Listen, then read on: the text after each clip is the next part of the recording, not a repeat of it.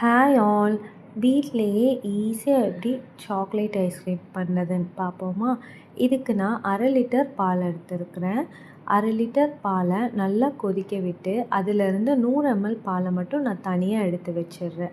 So 400 ml பால் மிச்சம் இருக்கும். அதில் நான் அரை ஸ்பூன் லெமன் ஜூஸ் ஆட் பண்ணி பாலை திரைய விட்டு தனியாக எடுத்து ஒரு வடிகட்டி வச்சிடுறேன். ஸோ இந்த 100 ml பால் எடுத்து வச்சது எனக்கு 3 கப் 30 ml கப் மெஷர்மெண்ட்க்கு வந்தது.